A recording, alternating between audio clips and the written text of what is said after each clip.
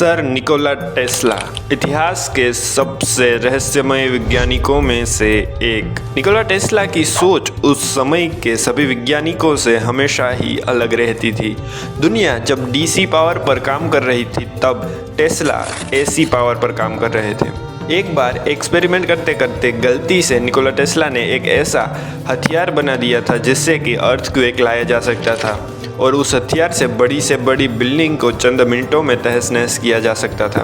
ऐसा भी कहते हैं कि उन्होंने एक पार्टिकल बीम तैयार कर ली थी जो बड़ी से बड़ी जंग को चंद मिनटों में खत्म कर सकती थी। साथ ही साथ उस समय पर यानी कि 1890s के दौर में आज से 135 साल पहले जब दुनिया के कई देशों में बिजली पहुंची भी नहीं थी तब टेस्ला वायरलेसली इलेक्ट्रिसिटी प्रोवाइड करवाने के एक्सपेरिमेंट पर काम कर रहे थे।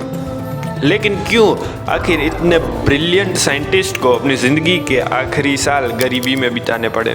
और सबसे रहस्य की बात तो ये है कि जब उनकी डेथ हुई उसके बाद से उनके कमरे में से मिले कुछ पेपर्स को यूएस गवर्नमेंट ने ये कहकर नहीं बताया कि ये नेशनल सिक्योरिटी के लिए खतरा साबित हो सकते हैं। आखिर ऐसा तो क्या था उन पेपर्स में? तो आइए आज के इस वीडियो में निकोला टेस्ला के बारे में डिटेल में जानते हैं। A lightning bolt tears across the sky. In the shadows, a solitary figure works amid sparks and gears. His name? DC powers smaller items like flashlights. But Edison didn't care about AC because it could have hurt. This was the first time when the world saw that electricity can be used not only for bulbs but also for long distance and large appliances. 28 जनवरी 1856 को Austria के एक छोटे से गांव में Nikola Tesla का जन्म हुआ था। उनके पिता एक चर्च में फादर थे और वो भी ये चाहते थे कि टेस्ला भी एक चर्च में ही फादर बने। लेकिन टेस्ला को तो बचपन से ही फिजिक्स में बहुत ही ज़्यादा इंटरेस्ट था। उन्हें खास करके इलेक्ट्रिसिटी में बहुत ही ज़्यादा इंटरेस्ट था। पढ़ाई में निकोला टेस्ला एक ब्रिलियंट स्टूडेंट थे। ऐसा कहते हैं कि उनके पास फोटोग्राफिक मेमोरी थी। वो मन में ही सारे इंटीग्रल कैलकुलस कर लेते थे। इसीलिए उनके टीचर्स को ऐसा लगता था कि वो एग्ज़ाम में चीट करके पास हो रहे हैं। निकोला टेस्ला को कभी भी अपने किसी एक्सपेरिमेंट की डिज़ाइन ड्रॉ नहीं करनी पड़ती थी। वो सिर्फ मन में इमेजिन कर लेते थे और वैसा का वैसा एक्सपेरिमेंट या वैसा का वैसा मॉडल तैयार कर लेते थे।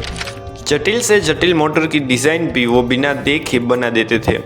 1882 में निकोला टेस्ला ने एडिसन की कंपनी में एज एन इलेक्ट्रिकल इंजीनियर काम करना शुरू कर दिया था। हाँ, ये वही एडिसन है जिन्होंने बल्ब की खोज की थी। बाद में उनकी कंपनी में उनके काम से प्रभावित होकर निकोला टेस्ला को प्रमोट करके यूएस से भेज दिया जाता है। वहाँ वो मैनहट्टन में काम करते थे और एडिसन की कंपनी में एक बार निकोला टेस्ला ने एक डैमेज्ड डायनामो को पूरी रात बैठकर रिपेयर किया था। इस रिपेयर किए गए डायनामो को देखकर एडिसन टेस्ला से बहुत ही ज़्यादा प्रभावित होते हैं और टेस्ला को एक बहुत ही बड़ा प्रोजेक्ट सौंपते हैं, एक आर्क लाइट डिज़ाइन करने का प्रोजेक्ट। जी हाँ, सड़कों पर जो आर्क लाइट दिखती है वो भी निकोला टेस्ला ने ही डिज़ाइन की थी। लेकिन एडिसन की कंपनी ने कभी भी टेस्ला की आर्क लाइट्स को प्रोडक्शन के लिए नहीं भेजा था। इवन टेस्ला को तो इस लाइट के इन्वेंशन के लिए पेमेंट्स भी नहीं मिली थी। यहाँ पर एडिसन और टेस्ला के बीच में एक तकरार, एक अनबन देखी जा सकती थी, क्योंकि जो टेस्ला है वो एसी पावर पर ज़्यादा फोकस करना चाहते थे, वहीं एडिसन डीसी पावर पर ज़्यादा फोकस करते थे। दोस्तों, एसी पावर ही है जिसकी वजह से आज हम दूर दूर तक इलेक्ट्रिसिटी पहुंचा पाए हैं। इलेक्ट्रिसिटी के तारों में जो करंट होता है वो एसी करंट ही होता है और उसके बाद जो आपके घर के नज़दीकी जो ट्रांसफॉर्मर होता है वो उसे डीसी में कन्वर्ट करता है और आपके घरों तक बिजली पहुंच पाती है। उस समय पर यूरोप और अमेरिका में तेज़ी से एसी पावर का उपयोग बढ़ता ही जा रहा था। एडिसन ने टेस्ला की इंडक्शन मोटर की डिज़ाइन को भी नकार दिया था, जो बाद में टेस्ला का one of the greatest invention साबित हुआ था। उसके बाद टेस्ला ने एडिसन की कंपनी में 6 महीनों तक काम किया और उसके बाद वहाँ से रिज़ाइन कर दिया। रिज़ाइन करने के बाद टेस्ला ने अपनी आर्क लाइट्स को पेटेंट करवाया और एक नई कंपनी की शुरुआत की, Tesla electric light and manufacturing company. लेकिन उनकी ये कंपनी कुछ खास चली नहीं। इसने इन्वेस्टर्स को पेनीलेस छोड़ दिया था और इसीलिए उन्हें कुछ ही समय में इस कंपनी को बंद करना पड़ा था। उसके बाद से टेस्ला ने कई छोटे मोटे काम करके गरीबी में अपना जीवन गुजारा। Until लेट 1886 उस समय पर टेस्ला अल्फ्रेड ब्राउन और चार्ल्स फ्लेचर को मिलते हैं और उनके साथ मिलकर एक नई कंपनी की शुरुआत करते हैं जिसे नाम दिया गया था टेस्ला इलेक्ट्रिक कंपनी।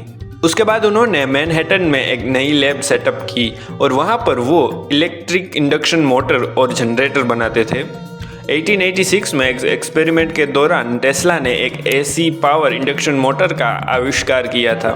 टेस्ला ने अपनी मोटर की इस डिज़ाइन को यूएसए की एक कंपनी वेस्टिंगहाउस इलेक्ट्रिक्स को $16,000 में बेच दिया था।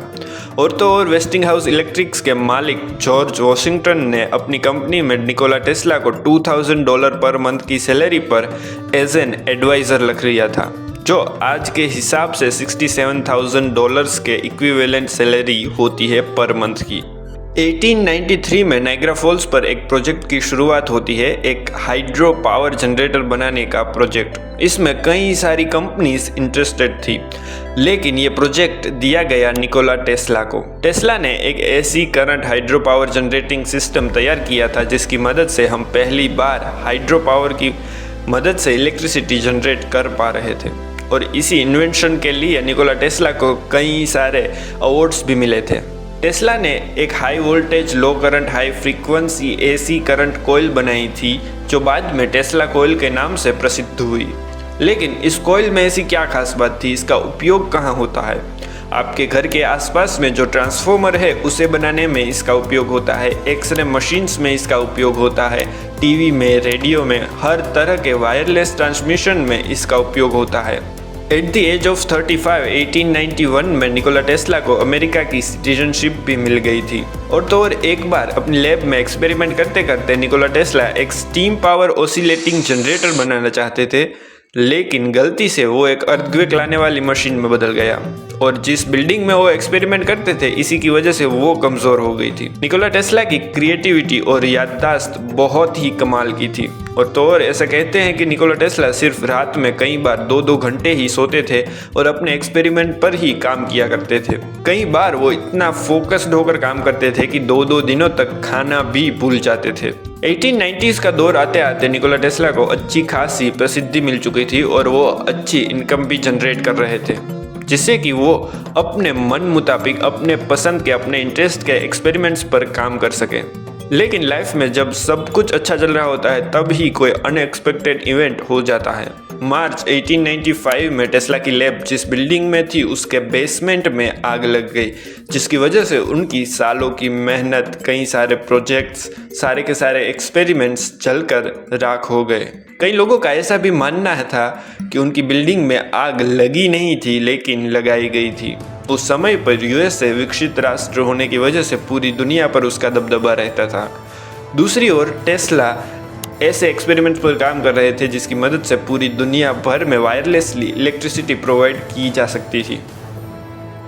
अगर वो अपने एक्सपेरिमेंट में सक्सेसफुल हो जाते तो पूरी दुनिया को शायद से अर्ली एक्सेस मिल जाता इलेक्ट्रिसिटी का, जिससे कि दूसरे राष्ट्रों को भी डेवलप होने का ज़्यादा चांस मिलता। इसीलिए यूएस गवर्नमेंट ने उनकी बिल्डिंग में आग लगाई थी। हालांकि इसका कोई प्रूफ नहीं मिलता, ये सिर्फ कई लोगों का मानना है। 1890 से लेकर 1906 तक टेस्ला ने कई सारे इन्वेंशंस किए, लेकिन उनका मेन फोकस था वायरलेसली इलेक्ट्रिसिटी प्रोवाइड करवाने का एक्सपेरिमेंट।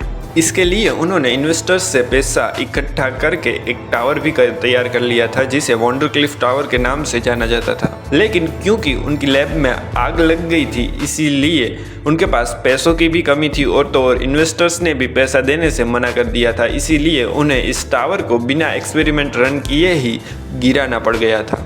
उस समय पर टेस्ला जैसे अलग अलग तरह के एक्सपेरिमेंट के बारे में कोई वैज्ञानिक सोच भी नहीं सकता था। टेस्ला ने एक बार न्यूयॉर्क की एक स्कूल के डल स्टूडेंट्स को ब्राइट स्टूडेंट्स में बदलने के लिए एक इलेक्ट्रोमैग्नेटिक वेव्स के साथ एक्सपेरिमेंट किया था। वो इलेक्ट्रोमैग्नेटिक वेव्स के ज़रिए स्टूडेंट्स के ब्रेन को इफ़ेक्ट करना चाहते थे, इन्फ्लुएंस करना चाहते थे। हालांकि ये एक्सपेरिमेंट किस हद तक सक्सेसफुल रहा इसके बारे में हमारे पास कोई डेटा नहीं है। एक इंटरव्यू में टेस्ला ने ऐसा भी बताया था कि उन्होंने एक बहुत ही खतरनाक हथियार का इन्वेंशन किया है जो किसी भी जंग को चंद मिनटों में ख़त्म कर सकता है, जिसे उन्होंने डेथ रे ऐसा नाम दिया था। हालांकि उसके बाद से उन्होंने इस हथियार के बारे में कोई जिक्र नहीं किया था। उस समय के बाद से टेस्ला को फंडिंग मिलना बहुत ही कम हो गया था या बिल्कुल ना के बराबर हो गया था। उस इंसान ने अपनी ज़िंदगी के अंतिम कुछ साल बहुत ही ज़्यादा गरीबी में बिताए। निकोला टेस्ला न्यूयॉर्कर होटल के एक कमरे में रहते थे और ज़्यादातर कमरे से बाहर नहीं निकलते थे।